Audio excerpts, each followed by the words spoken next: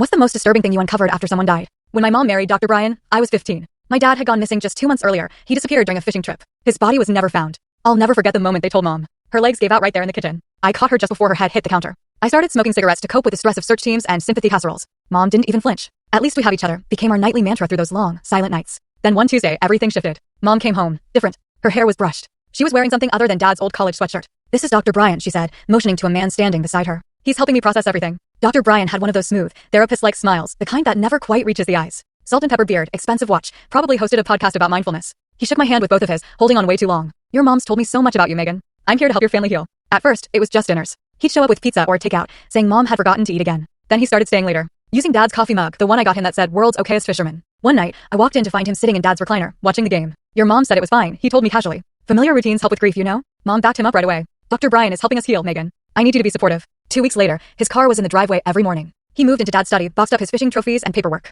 "Shrines to the deceased prevent healthy grieving," he told us. Mom laughed again, but only at Dr. Brian's jokes. She wore makeup to the store and cooked fancy Mediterranean meals, the kind Dad would have hated. Then I came home one afternoon and saw her stuffing Dad's clothes into trash bags. Holding onto them flux closure, she said, eyes glued to the floor.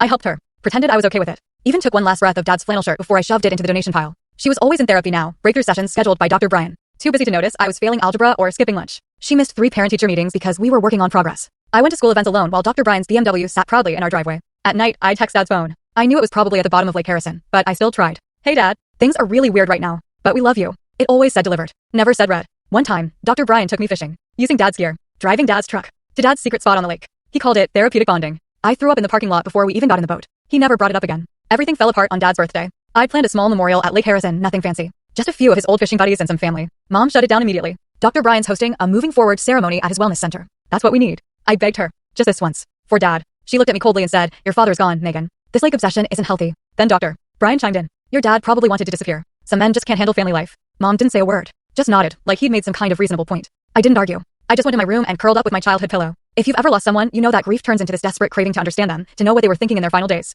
That need is what pushed me to break into Dad's study. I found an old spare key and just went in. I didn't even know what I was looking for. I just wanted something of his. Anything. That's when I found it, a box labeled shred. Inside, Dad's old credit card statements. My hands were shaking as I flipped through them. There were charges from after he disappeared. After his boat was found drifting empty in the lake. I waited until 2 a.m. and ran to Uncle Pete's house, Dad's best friend who lived 3 miles away. He answered the door in boxers holding a baseball bat. But the second he saw me, his face turned ghost white. "Megan, your mom said you were away at boarding school." His wife, Aunt Sharon, appeared behind him. Her face went from confusion to straight up panic. They pulled me inside and started whispering, glancing at each other like someone might be listening. Uncle Pete ran his hands through his hair over and over, just like Dad used to when he was stressed. Finally, he said, "There's something you need to know about that last night. I promised your mom I wouldn't, but you deserve the truth." End of episode. Full story continues on the channel.